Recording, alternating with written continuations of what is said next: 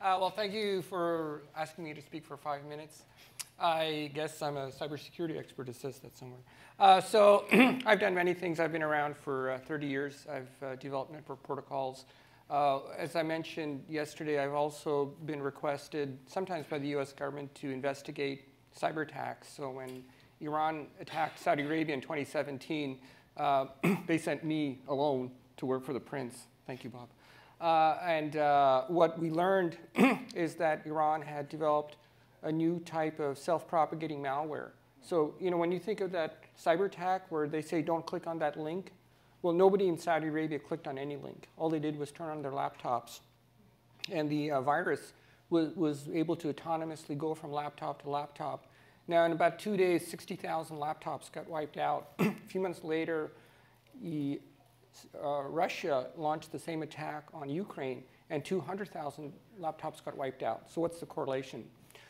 Ukraine is a more open society than Saudi Arabia, right? So the more open you are, the more lethal the cyber attack becomes.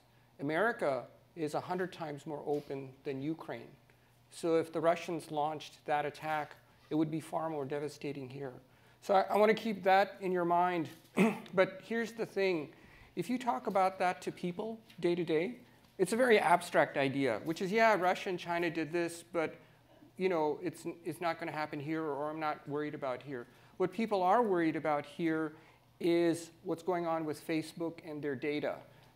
You can talk, I mean, whether or not people care about cyber attacks, if you talk to anybody about Facebook, everybody is universally upset, wherever they're on the political spectrum, right? But whether they're Democrat or Republican, whether they're libertarian, everybody's upset about Facebook. Everybody's upset about targeted advertising by Google. Everybody's upset that these home devices are listening in to their speech. So what's interesting is while cyber war or cyber security, the geopolitical, is not that interesting to people, their own data is very interesting to people. So what I predict, because I thought we were supposed to predict something, is we're going to see a shift in how the internet is used, and it's going to be much more locked down and secure. And we're already seeing legislation in that direction. Starting January 1st in California, which is January 1st is only a few months from now, CCPA becomes law, which is the California Consumer Privacy Act, which says there's now a fine of $7,500 for every identity that gets breached.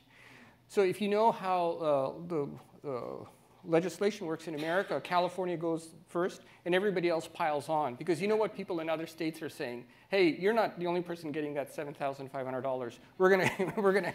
So if you think this is not that serious, do you remember a few years ago when VW did that emissions scandal? And the VW, the Germans guys, well, this is no big deal. Well, California did not let it go. They actually pushed for felony convictions in addition to the fines. And they arrested not only the first CEO of VW, who had retired, but the VW Group hired a brand new guy. I don't know if you saw this in the news. He was only in the job for 2 months, and California went and arrested him as well. So the moral of the story is we have this weird juxtaposition between everybody being upset at their data being stolen by Facebook and others, and this legislation coming in. So what do I predict? I think that encryption will become widespread, and that right now we don't encrypt, but I think, to me, the new internet will be private. I think it will use identity. Now, we're doing this little CTO vision for fun, and I think tomorrow we're going to present a vision of how it could be encrypted at a massive scale.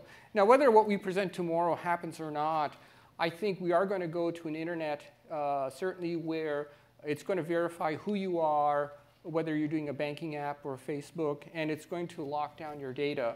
The other thing that's happening is you might have heard that China and America are figuring out how to get quantum computers to work. And while they were doing that, Google announced the quantum computer is going to come online in a few weeks with a 53 qubit power. And what that means is these new computers, instead of doing one calculation at a time, they have the ability to do billions of calculations in parallel, which allows you to create new kinds of math. So it's not like parallel computing. It's much more like multidimensional computing.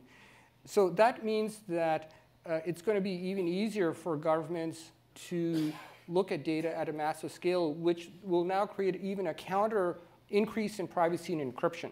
So this is going to play out over the next few years. But so I'm trying to give you a realistic view. So it's not so much that, I mean, it's great to hear from a health perspective we're going to be great because of a 3D pill. I thought that was great. But I think really the battles you see on privacy is going to be the next battle for the internet for the coming decade. Awesome. All right. Thank you so much. Thank you. Bye.